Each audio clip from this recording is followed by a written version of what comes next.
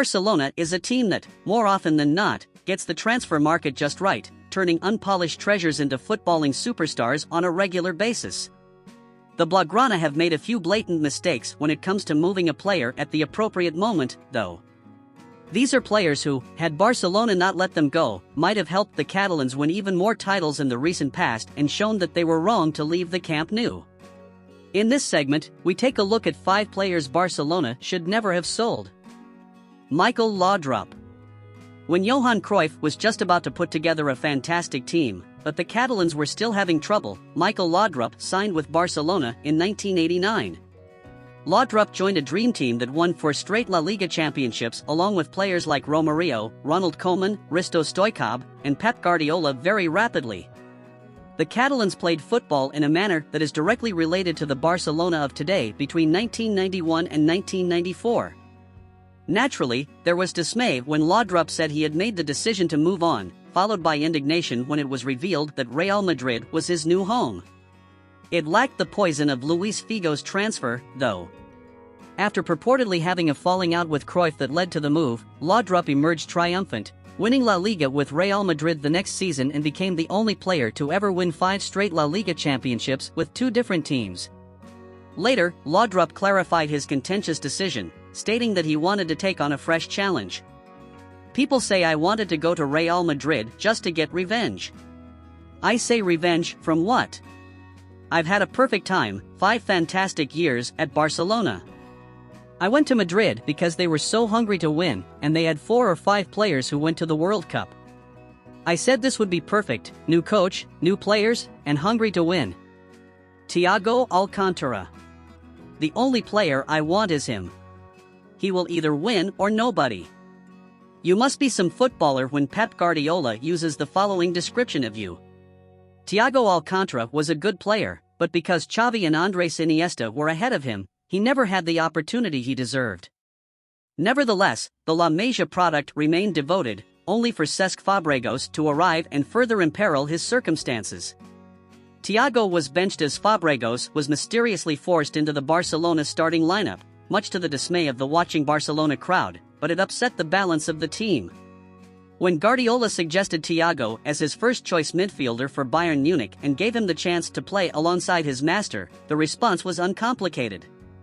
The Spaniard flourished at Bayern, becoming their most vital cog in midfield as they racked up multiple league titles, while Barcelona were struggling to jettison Fabregas. It's telling that most Barcelona fans look at Thiago wistfully, loving that he has fulfilled his massive potential, but forlorn in that he's practicing his art at the Allianz Arena instead of the Camp Nou. Yaya Toure. The inclusion of Yaya Toure on this list is a bit of a stretch considering Barcelona's incredible success even after the Ivorian departed the team. The muscular midfielder was nonetheless a crucial part of Barcelona's starting lineup during his 4 years at the Camp Nou, proving Toure's talent without a shadow of a doubt. Toure departed Barcelona for Manchester City in the Premier League because Pep Guardiola favored utilizing Sergio Busquets in the defensive midfield position. Upon arriving, the Ivorian immediately erupted, looking twice the player he had been at Barcelona. He combined his defensive propensities with his upfield sprints to become probably the most all-around midfielder in the world at the time. Another time and place, another universe, and Toure would have been hailed as a Barcelona legend. It was only Guardiola's love for Busquets that forced Toure out, though the Catalans could surely have used his talents in mopping up every trophy they could lay their eyes on. Ronaldo Nazario.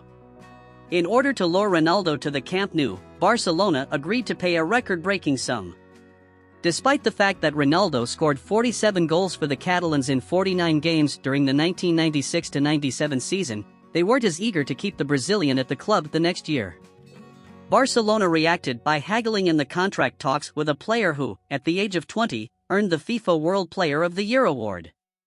Barcelona allowed Ronaldo depart for Inter Milan, where he went on to solidify his position as the finest player in the world, in what may have been their worst transfer gaffe in team history. With his masterful finishing, astonishingly fast feet, and moments of pure genius that left many in amazement, the Brazilian enthralled the crowd. Ronaldo won the Ballon d'Or in 1997 and 2002 as well, which only underlined the mistake Barcelona made in letting him leave. That he returned to La Liga in Real Madrid's white jersey just rubbed salt into their wounds, although Ronaldo wasn't the same player by then. Samuel Eto'o.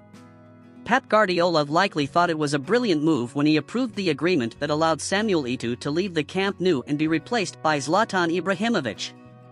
The calm Guardiola had trouble with Eto'o's attitude, so the Barcelona manager decided to replace him with the finest striker in the world at the time.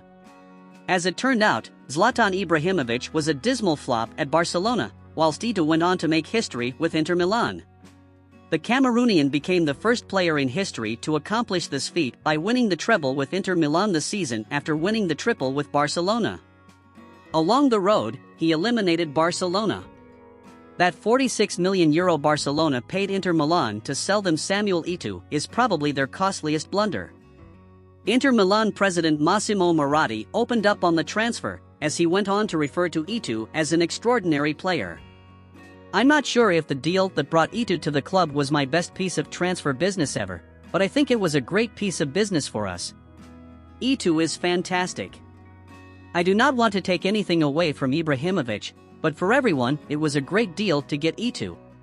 Samuel is truly extraordinary." Thank you for watching. I hope you enjoy, and as always don't forget to subscribe, like and share for more amazing videos. Tell us in a comment, what do you think is the best player Barca has lost in history?